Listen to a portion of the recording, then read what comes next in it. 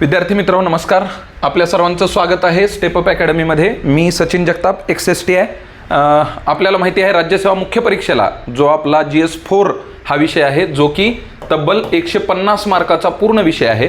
तर त्याचं आपल्या स्टेप अप अकॅडमीमध्ये आपण थरोली मार्गदर्शन करत आहोत. मागच्या 19 जूनला आपण GS4ची ऑफलाईन ऑनलाईन अशी बॅच सुरू केली होती आणि विद्यार्थ्यांचा त्याला उदंड प्रतिसाद मिळाला. त्याबद्दल तुम्हा सर्वांचे आधी तर आभार. आणि त्या बॅचची ऑनलाईन बॅच ही ऑलरेडी आपल्या स्टेप अप अकॅडमीच्या ॲपवर अवेलेबल आहे आणि ती बॅच कंप्लीट झालेली बॅच आहे. म्हणजे बऱ्याच विद्यार्थ्यांना ऑनलाईन बॅचचा हा प्रॉब्लेम असतो की सर ऑनलाईन बॅच तर आम्ही घेतली पण मग लेक्चर आज पडलं का, उद्या पडलं का, परवा पडलं का आणि दे आर केप्ट वेटिंग.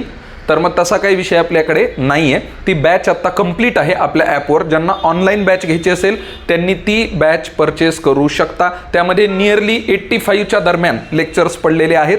150 मार्काचा भाग त्यामध्ये सगळाच्या सगळा विथ नोट्स आपण कव्हर केलेला आहे. आणि त्यामध्ये आपण काय करतोय, आत्ता GS4ची कंप्लीट बॅच ऑफलाईन बॅच 2 ही आपण चालू करतो आहोत. आणि ती बॅच आपण 24 जुलै म्हणजेच सोमवारपासून सकाळी 7:30 वाजल्यापासून ते 1 वाजेपर्यंत अशी रेग्युलर आपली बॅच ही 20 दिवसाची बॅच असणार आहे. ठीक आहे. आणि त्याच्या माहितीचा हा व्हिडिओ आपण या ठिकाणी तयार करतोय. मग त्यामध्ये काय काय होणार आहे तर नियरली पहिले 12 दिवस हे इकॉनॉमिक्स चालेल आणि त्या इकॉनॉमिक्समध्ये तुमचं काय काय कव्हर होईल तर 75 मार्काचं कोर इकॉनॉमिक्स, त्यासोबतच 30 गुणांचं तुमचं ॲग्री इकॉनॉमिक्स, हे 105 मार्काचं इकॉनॉमिक्स पहिल्या 12 ते 13 दिवसामध्ये आपलं कव्हर केलं जाईल. ठीक आहे. या भागामध्ये हे झाले तुमचे इकॉनॉमिक्सचा हा आहे पार्ट 1 आणि हा आहे पार्ट 2 आणि पार्ट 3 याच्यामध्ये आपला येतो सायन्स अँड टेक हा पार्ट येतो. ठीक आहे. मग याचं विभाजन काय, तिसरा जो पार्ट आहे तो आपल्याला ठाऊक आहे किती गुणांचा आहे, 45 गुणांचा पार्ट आहे. हा एक असा एरिया आहे की ज्या एरियामध्ये मुलं अत्यंत मागं पडत आहेत. मला असं म्हणायचं आहे की मराठी व्याकरण किंवा इंग्रजी व्याकरण किंवा अजून भूगोल घ्या, कुठलाही विषय घ्या, नियरली 50 ते 60 मार्काचे घटक आहेत. त्याला आपण जितका वेळ देतो तितका वेळ आपण सायन्स आणि टेकला देतो का? नंबर 1. आपण जर तेवढा वेळ याला देत नसू तर त्यामध्ये तुम्हाला मार्क मिळणार आहेत का? एक जस्ट विचार करा. कुठलाही दुसरा विषय घ्या 50 गुणांचा किंवा 60 गुणांचा, कुठलाही विषय घ्या, इतिहास घ्या. ठीक आहे.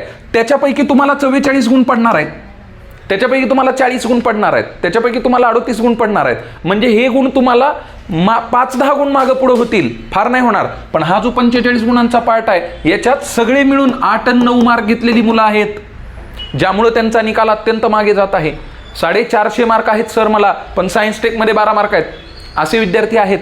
मग इथं जर सायन्स टेकमध्ये तुम्हाला 12 मार्कापासून 25 मार्कापर्यंत यायचं असेल तर आपल्याला त्याचं थरोली वाचन, PYQ, सायन्स टेकमध्ये बायोटेक ते कसं सोडवायचं आहे, कम्प्युटर कसं सोडवायचं आहे, अंतराळ विज्ञान कसं सोडवायचं आहे, करंटचा कुठं कुठं त्यामध्ये संबंध येतो, असा सगळा तो 45 मार्काचा पार्ट आपण पुढच्या 7 दिवसामध्ये कव्हर करणार आहोत. आता याच्यात आपण काय काय करणार, सगळ्यात पहिली महत्त्वाची गोष्ट मी हे नेहमी सांगतो, राज्यसेवेचा अभ्यास करणाऱ्या मुलांना 2 गोष्टी आहेत.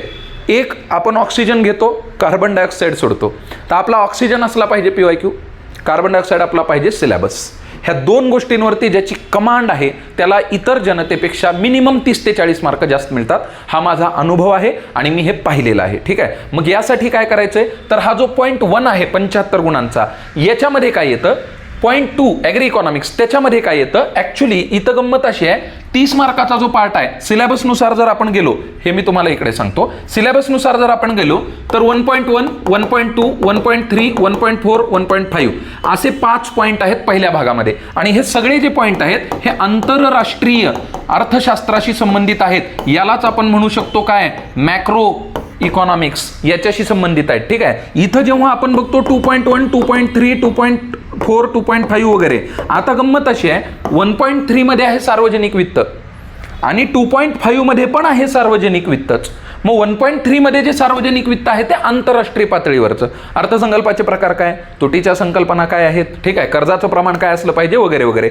पण जो 2.5 आहे तो एक्सक्लुझिव्हली फक्त भारतीय सार्वजनिक वित्ताशी संबंधित आहे.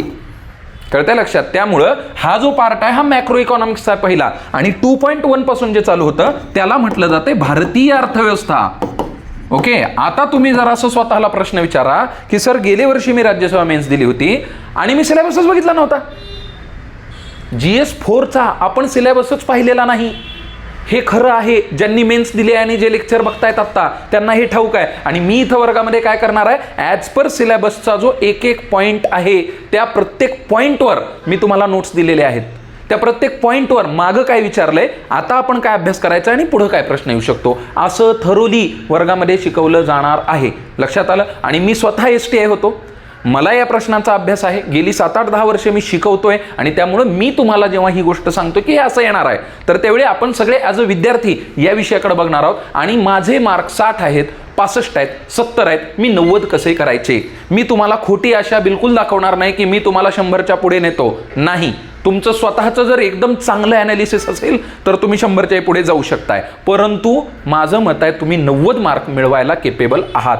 जे विद्यार्थी राज्यसेवा पूर्व पास होतात ते ऑलरेडी टॅलेंटेड विद्यार्थी असतात. आणि आता मला जर 90 मार्क घ्यायचे असतील इकॉनॉमिक्सच्या पेपरमध्ये किंवा GS4 मध्ये, तर इतर पेपरमधली 10 मार्काची लीड आणि चौथ्या पेपरमधली 4 मार्काची लीड ही बरोबर आहे. हे समजून घ्या. का? कारण इथली लीड तोडायला मुलांचा जीव जातो. हे तर जे परीक्षा देत आहेत त्यांना सर्वांना हे मान्य आहे. आणि ह्या प्रकारच्या सिलेबसनुसार आपण तुम्हाला वर्गामध्ये घेणार आहोत. आणि 3.1, 3.2, 3.3 ते 3.6 पर्यंत हा जो पार्ट आहे हा 45 मार्काचा आपला सायन्स टेकचा पार्ट आहे. ठीक आहे. इथं 2.8 2.9 पर्यंत महाराष्ट्राची अर्थव्यवस्था इथपर्यंत येतं. आणि 2.10 आणि 2.11 हा आहे तुमचा ॲग्री इकॉनॉमिक्सचा पार्ट. ठीक आहे. पहिल्या लेक्चरमध्ये आपण व्यवस्थित सिलेबस डिकोड करणार आहोत. मागं काय प्रश्न आलेले आहेत, आपल्याला कसं उत्तर द्यायचंय. एक गेले वर्षी जर पेपर दिला असेल तुम्ही, तर एक राष्ट्रीय उत्पन्नावरचा अत्यंत सोपा प्रश्न आला होता, ज्याच्यामध्ये आपला बराचसा वेळ गेला होता. तो म्हणजे कारच्या टायरच्या निर्मितीचं मूल्य हे राष्ट्रीय उत्पन्नात मोजायचं का मोजायचं नाही. दलाली जी दिली जाते आपल्या आर्थिक व्यवहारांमधली, ती दलाली राष्ट्रीय उत्पन्नात मोजायची का मोजायची नाही, अशा संदर्भातला एक जुन्या पुस्तकांचं मूल्य मोजायचं का नाही मोजायचं, अशा संदर्भातला एक प्रश्न आला होता. तसे कन्सेप्च्युअल प्रश्न जर इथून पुढे परीक्षेत आले, तुम्ही फाडून खाणार आहात ते प्रश्न. हे समजून घ्या. अर्थशास्त्राचे सिद्धांत 10 प्रश्न ठरलेले येणार आहेत. कितीतरी विद्यार्थी असे आहेत की ज्यांना त्या सिद्धांतामधलं फक्त आम्हाला MV बरोबर PT एवढंच माहिती आहे. आयरिंग फिशर संपला विषय. लईत लय आपली झेप पुढं मार्शलपर्यंत, रोग शिल्लक दृष्टिकोन K इथपर्यंत आहे. पण त्याच्या पुढं काय, पिगूचं समीकरण कोणतं आहे, रॉबर्टसनचं समीकरण कोणतं आहे, त्याच्यामध्ये R कुठे येतो, त्याच्यामध्ये M कुठे येतो, त्याच्यामध्ये K कुठे येतो, ह्या सगळ्यांचा अभ्यास आपल्याला त्या सिद्धांताच्या टॉपिकमध्ये करायचा आहे. आणि सिद्धांत फक्त चलनवाढीचेच आहेत असं नाही, आंतरराष्ट्रीय व्यापाराचे सिद्धांत आहेत, बेरोजगारीचे सिद्धांत आहेत. हे सगळे सिद्धांत मिळून 10 प्रश्न आपल्याला येत आहेत. चलनवाढ वाटताना अत्यंत सोपा वाटतो 1.4. आणि माझं उद्दिष्ट आहे की तुम्हाला हा सगळा सिलेबस पाठ करून द्यायचा आहे. मौद्रिक क्षेत्र म्हणलं की तुम्ही म्हणावं sir 2.4, RBI share market mutual fund 2.4 तुम्ही म्हटलं पाहिजे, 2.6 सर उद्योग तुम्ही म्हटलं पाहिजे. लक्षात आलं. आता उद्योगाचं नाव निघालंय म्हणून सांगतो तुम्हाला. ह्या आपल्या अशा प्रकारच्या नोट्स तुम्हाला वर्गामध्ये आपण देणार आहोत. ठीक आहे. इथं मी तुम्हाला फक्त जस्ट दाखवतो. हा उद्योग क्षेत्र. ओके. काय केलंय बघा, उद्योग आणि सेवा क्षेत्र. 2020ला किती प्रश्न होते मेन्सला? 8 प्रश्न आहेत. 21ला 8 प्रश्न आहेत. 22ला 3 प्रश्न आहेत. हे तुम्हाला ऑलरेडी दिलंय. म्हणजे आता तुम्हाला फार डोकं लावायची गरज आहे का त्यामध्ये? डोकं लावायची फारशी गरज नाही. आता सिलेबस वाईज तुम्हाला सांगितलंय की काय देशाच्या GDPत 25% योगदान देतं, रोजगार किती पुरवतं, प्रमुख उद्योग, वस्त्रोद्योग हा असाच भारतातील प्रमुख उद्योग सिलेबसचा पॉईंट आहे म्हणून तुम्हाला घेतलेला आहे. लक्षात आलं. आणि या अशा प्रकारच्या नोट्स आपण तुम्हाला देत आहोत. अनुसूची कोणती कोणती आहे ती, औद्योगिक धोरणं कोणते आहेत ते 91चं धोरण आहे. त्यानंतर राष्ट्रीय उत्पादन धोरण 2011 दरवर्षी प्रश्न ठरलेला आहे. मॅन्युफॅक्चरिंग पॉलिसी त्याच्यावरती आपण घेतलेला आहे. सध्या निम्स जे काय 3 ठिकाणी निम्स आहेत तर ते निम्स पण या ठिकाणी आपण घेतलेले आहेत. ओके. त्यानंतर सध्याची व्याख्या आहे 1 डिस्ट्रिक्ट 1 प्रॉडक्ट, महाराष्ट्राचा औद्योगिक धोरण शेवटचं 19 आहे, मॅग्नेटिक महाराष्ट्र, लघु उद्योग, आजारी उद्योगासाठीच्या संस्था, हे तुम्हाला 100% यातली एक संस्था परीक्षेमध्ये येणार आहे. लक्षात आलं. जे एक्झामला येणार आहे आपण त्याचा अभ्यास करत आहोत आणि तसा पेपर प्रेडिक्ट करायला फारसा अवघड पेपर नाही. लक्षात आलं. बॅचला या 24 जुलैला बॅच असणार आहे आणि त्याच्यामध्ये या प्रकारचं काम होणार आहे. समित्या, योजना कुठल्या, ॲस्पायर, MSME समाधान, लोकल होगा global, zero defect zero effect यासारख्या योजना आहेत. ठीक आहे. IIP इंडस्ट्रियल जो इंडेक्स आहे तुमचा प्रोडक्शनचा तर तो आपण या ठिकाणी घेतलेला आहे. ओके. आणि त्यानंतर PYQ 2.6 वरचे अशा स्वरूपाचं काम आपण प्रत्येक टॉपिकवरती केलेलं आहे. आणि यानंतर काय होणार आहे, हा पूर्ण टॉपिक वर्गामध्ये झाला. 2.6 वर एक 50 मार्काची टेस्ट वर्गामध्ये होईल.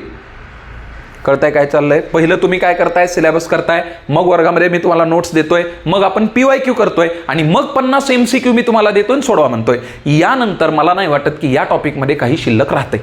लक्षात आलं? त्यामुळे आपला नोट्सचा बंच आणि तुमचं जे एक पुस्तक आहे कुठलंही, इकॉनॉमिक्सला आणि एक सायन्स टेकला, एवढा 3 गोष्टी जरी केल्या तरी 150 मार्काचा भाग तुमचा कव्हर होणार आहे आणि 90 मार्काची जबाबदारी तुमची माझ्यावरती आहे. आणि त्यामुळं आपली बॅच ऑफलाईन सोमवारी चालू होणार आहे. ज्या विद्यार्थ्यांना ऑनलाईन घ्यायचे आहे ऑलरेडी अवेलेबल आहे, ज्यांना ऑफलाईन घ्यायचे आहे त्या विद्यार्थ्यांनी आज शनिवार आणि उद्या रविवार अशा 2 दिवसामध्ये ॲडमिशन करून घ्या. सोमवारी सकाळी आलात तर कदाचित 50-60 ॲडमिशन आपण देणार आहेत फक्त ऑफलाईनला त्या बॅचला. तर त्यामुळे तुम्हाला मिळेल न मिळेल मला नाही सांगता येणार, पण तुम्ही आजच्या दिवसामध्ये शनिवारी आणि उद्याचा दिवस रविवार, उद्याच्या दिवशी ऑफिस आपलं सुरू राहणार आहे, येऊन ॲडमिशन करून घ्या. फीस संदर्भात काय असेल तर डिस्क्रिप्शन बॉक्समध्ये फोन नंबर आहे क्लासचा, तिथं फोन करा आणि फीस संदर्भात बाकीच्या गोष्टी विचारा. अदर काही गोष्टी असतील तर यू कॅन कॉन्टॅक्ट मी, मला विचारा. माझा नंबर मी मुलांना दिलेला आहे, तुम्हालाही देतोय, याच्यावरती तुम्ही संपर्क करा. ठीक आहे? आणि आपण बोलूया. तुमची काय अडचण असेल तर you can call me or you can message me. Generally text करा, काय असेल तर त्याचं उत्तर मी तुम्हाला देऊन टाकेल. ठीक आहे? आय होप की GS4 हा जो एकदम असा अरण्याचा प्रदेश होता किंवा घनदाट अरण्याचा की तिथून वाटच दिसत नव्हती, आय होप की माझा एक प्रयत्न आहे, मी छोटीशी बॅटरी लावायचा माझा प्रयत्न आहे की विद्यार्थ्यांना याच्यातून पार नेण्यासाठी काही 4 गोष्टी चांगल्या मी जर करू शकत असेल तर त्या मी केल्यात. YCMचे संदर्भ असतील, स्टेट बोर्डचे संदर्भ असतील. आता 2.3 सहकार टॉपिक आहे, तो सगळा स्टेट बोर्डचा टॉपिक आहे, प्रश्न सगळे स्टेट बोर्डमधून येतात, तर तो तिथून कव्हर केलेला आहे. ठीक आहे? म्हणजे I am telling you my sources also. तुम्हाला हे करायला वेळ असेल तर तुम्ही तो करून घ्या, माझ्याकडे नाही आलात तरी चालेल. तुम्हाला ते करायला वेळ असेल तर, वेळ नसेल तर आय एम हिअर. लक्षात आलं? तर त्यामुळे तुम्ही या, आपण त्याच्या संदर्भाने एक चांगलं काम या ठिकाणी स्टेपअप अकॅडमीमध्ये करत आहोत. आणि राज्यसेवा मेन्सला आपल्याला माहिती आहे स्टेपअप अकॅडमी हा ब्रँड आहे आणि त्या अंतर्गत आपण आपलं ह्या GS4चं सुद्धा काम करत आहोत. तर भेटूया सोमवारी चालू होणाऱ्या आपल्या GS4च्या ऑफलाईन बॅच नंबर 2 मध्ये. थँक्यू.